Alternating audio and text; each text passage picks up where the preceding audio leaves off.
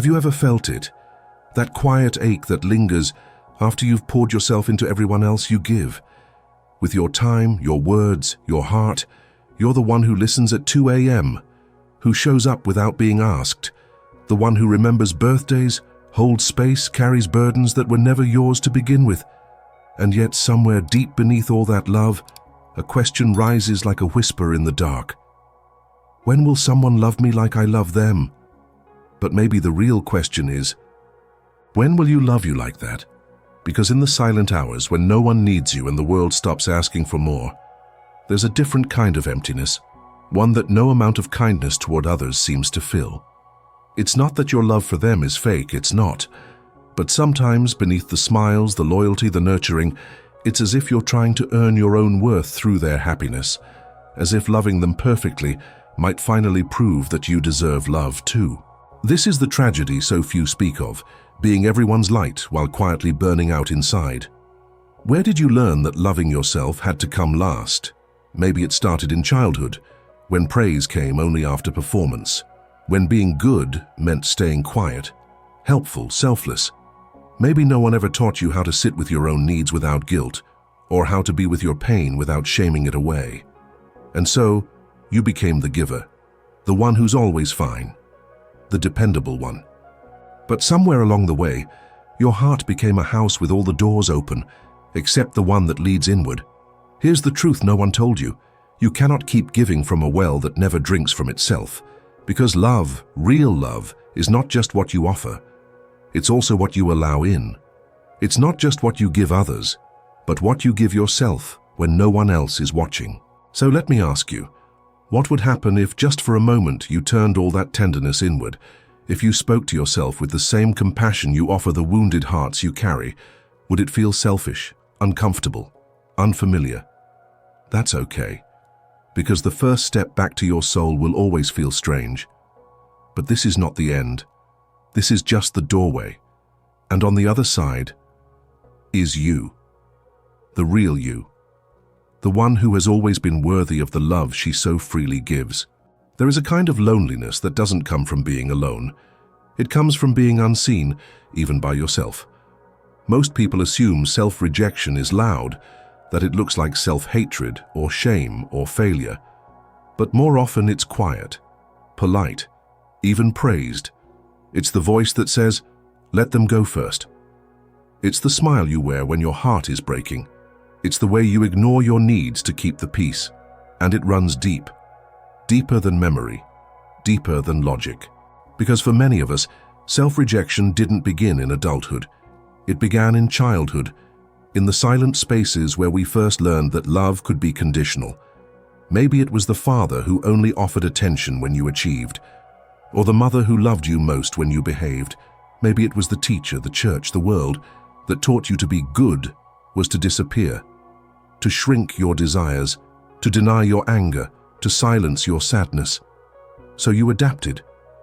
You built a version of yourself that the world could accept, polished, kind, needed. You became who they wanted you to be, at the cost of who you actually were. And somewhere along the way, a quiet belief was planted. I am only lovable when I am useful. This is the true wound, not the absence of love from others, but the abandonment of love from within. Jung once said, the most terrifying thing is to accept oneself completely. And he was right. Because to truly love yourself means facing the parts you've buried, the ones you called too much or too needy or not enough. It means looking in the mirror without conditions or masks and saying, you are enough, even here, even now. But how do you do that? When you've spent a lifetime hiding from your own reflection. The truth is, healing doesn't begin with answers. It begins with permission, permission to feel, permission to want, permission to exist, not for someone else, but for yourself. Because when you deny your own worth, you're not being humble. You're reenacting an old story, a story that says, love is something you must earn, a story that was never true, but felt necessary to survive. So what if you stopped surviving just for a moment? What if you let the little child inside you speak? Not to fix her, not to silence her, but simply to hear what she's been carrying all these years. You might discover that the love you've been giving away so freely was always the medicine your own heart needed most. There is a role many of us learn to play far too early: the giver, the peacemaker, the one who has it all together. And at first glance it looks beautiful, admirable, even noble, but look closer, and you might find a quiet kind of exhaustion hiding behind the smile, a mask so well worn it has almost fused with the skin. Carl Jung called this the persona, the face we wear to meet the expectations of the world. It isn't fake, it's protective, but over time the protection becomes a prison, because when you're always the giver, there's no room to receive. When you're always the strong one, there's no space to fall apart. When you're always the one holding others, who holds you? This is the paradox. You've built a self around being good, selfless, kind, reliable, but beneath that goodness there is a silent plea. Please love me. Please see me. Please tell me I am enough. Yet no matter how much you give, no matter how much you sacrifice, it never seems to fill the emptiness inside. Why? Because what you truly crave isn't validation from others. It's recognition from within, not for the mask you wear, but for the soul behind it. You see, the persona is not evil. It helped you survive, but it is not your truth, and truth longs to be seen. So ask yourself, when did being good become a way to avoid being abandoned? When did you learn that to be loved you had to perform? And most of all, what would happen if you let yourself be human, messy, needy, honest? Would the world still love you? Would you still love you? The answer may scare you, because it means risking the loss of the identity you've clung to for so long. But here's the secret. The moment you stop performing is the moment real connection begins. Not the surface kind, not the conditional kind, but the soul-to-soul kind. The kind that sees through the mask and whispers, I know you're tired. You don't have to pretend anymore. Because love, true love, cannot reach the mask. It can only reach you. There's a kind of giving that looks like love, but is actually a cry for rescue. It's subtle, almost invisible. You offer your time, your energy, your heart, again and again. But deep down, you're not just giving. You're hoping someone will notice, hoping someone will stay, hoping someone will finally say, you matter too. This is the shadow side of care, the part we don't talk about. Carl Jung taught that the shadow holds everything we reject about ourselves, not just the dark impulses, but also the wounded needs, the repressed desires, the parts of us that learned love must be earned, never given freely. And when we are cut off from those parts, we don't stop needing love. We just start chasing it in ways that feel noble, but leave us empty. We become addicted to being needed, to fixing, to saving others in hopes that someone might one day save us. This is not generosity. It is self-abandonment dressed as virtue. You see, the shadow of the giver whispers lies like, you're only worthy if they're happy. If you stop giving, you'll be forgotten. Your needs don't matter. Theirs do. And so we keep pouring from our soul, even when it leaves us drained, bitter, quietly resentful. But here's the truth. Love that costs your own soul is not love. It is a plea for love.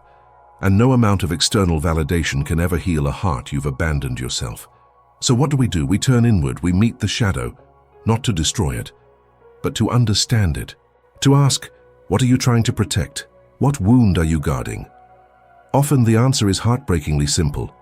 I just wanted someone to choose me. That's the voice we've ignored.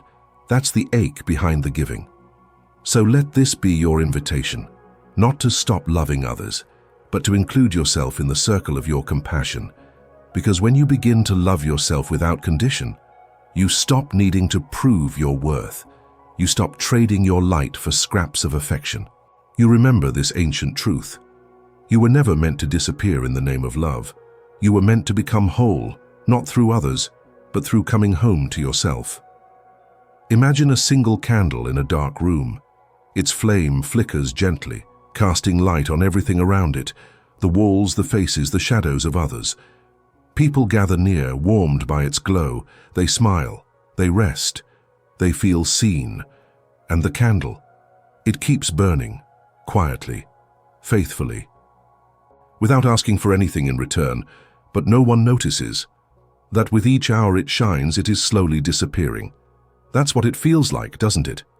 To be the light for everyone else, while no one sees that you are the one being consumed. You are that candle, strong, giving, luminous, but underneath it all, you are melting. Carl Jung once wrote, "Until you make the unconscious conscious, it will direct your life and you will call it fate." And unconsciously, so many of us become this candle, burning for others, never asking to be lit ourselves. Not because we are martyrs, but because somewhere along the way, we learned that our value comes from being useful. That, to matter, we must shine for someone else. But what happens when the room is empty, when the ones you warmed have gone? There you are, a small trembling flame, barely hanging on, and no one notices you're about to go out. This is the quiet despair of the overgiver, the one who forgot that to shine you must also be fed, that even the sun rests. So let me ask you, who holds the lighter for you? Have you given everyone else the match and forgotten to keep one for yourself? There's nothing wrong with being a source of love. Of course not.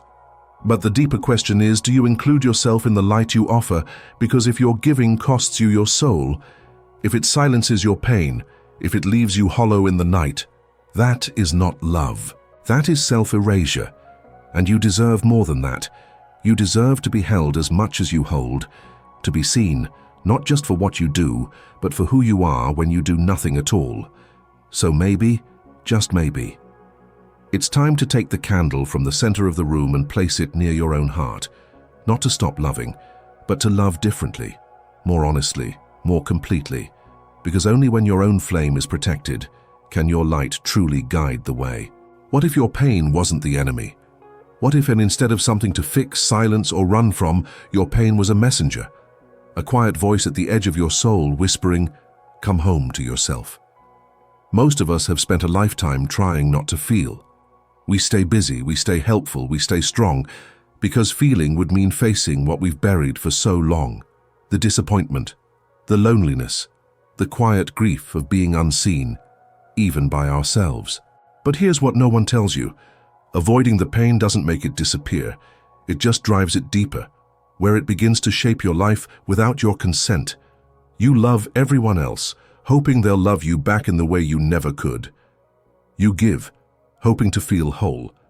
You stay in places that drain you because walking away might mean facing the echo of your own emptiness.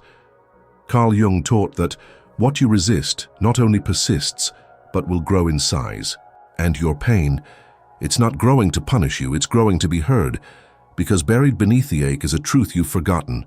You are worthy, even here, even broken, even when no one is clapping for you. The turning point comes not when life gets easier, but when you stop abandoning yourself in the name of love. When you pause long enough to ask, what does my pain need from me? Maybe it needs your gentleness. Maybe it needs your honesty. Maybe it needs you to stop pretending and start grieving the moments you were never met. This is not weakness, this is returning to the part of you that's been waiting all along, not for someone else to rescue her, but for you to finally see her. That is the beginning of true self-compassion, not self-indulgence, not selfishness, but the quiet, fierce choice to no longer abandon yourself in the name of survival. And when you begin to listen to your pain, without trying to silence it, you discover it's not there to destroy you. It's there to reunite you with the forgotten parts of your soul. At the end of every journey outward, there is a quiet road that leads back home. And home is you. Not the version of you that the world praises. Not the strong one, the helper, the constant giver, but the soft, scared, beautiful soul beneath it all. The one who has longed quietly and endlessly to be seen not for what she does, but simply for who she is. Carl Jung wrote, "Your vision will become clear only when you look into your heart. Who looks outside, dreams. Who looks inside, awakens." This is the awakening, not with fireworks or applause, but with the still, sacred decision to turn inward and whisper, "You matter. I love you. I will not leave you again." Because all along the love you sought in others was a mirror of the love you withheld from yourself. Every time you begged for acceptance, every time you overgave, over-sacrificed, over-performed, your soul was asking, "Can you love me, even when I'm not needed?" And now you can. Loving yourself is not just a nice idea. It is an act of spiritual rebellion. It is how you reclaim your worth from a world that taught you to earn it. It is how you say, "I no longer measure my value by how much I carry for others. I am worthy even in stillness." This is not the end of love. It's the beginning of true love, because when you finally come home to yourself, your giving no longer comes from emptiness. It flows from overflow. You love others not to be seen, but because you already are. You give not to prove your worth, but because your worth is no longer in question. And when someone tries to love you, you can receive it without fear, because you no longer see love as something you must deserve. You see it as something you already are. So today, let this be your quiet revolution, to stop chasing love and start becoming it, for yourself, from yourself, to yourself. Because when you love yourself, truly, deeply, consistently, you become the safest place you'll ever know. And from that place, everything changes. So let me ask you now, have you ever given so much that there was nothing left for you? Have you ever silenced your own needs, thinking it was noble, only to feel invisible in the end? And most of all, what would it look like to love yourself the way you've always loved others, fully, patiently, unconditionally? Because real healing begins the moment you stop waiting to be chosen and start choosing yourself. Carl Jung once said, "What you do not bring to consciousness appears in your life as fate." Today you have brought it into consciousness. You have looked into the mirror, not just with your eyes, but with your soul. And maybe, for the first time, you saw someone worthy of love looking back. Let that be your beginning. If this video touched something inside you, if it gave words to what you've been feeling but couldn't name, consider leaving a super thanks. It's a way to help this channel continue offering the kind of content that heals and honors the human soul. And don't forget to subscribe, because your journey doesn't end here. Another video is waiting for you right now, one that might just carry you even closer to yourself. Click, watch, and keep returning to the light within you. You are not alone. You never were.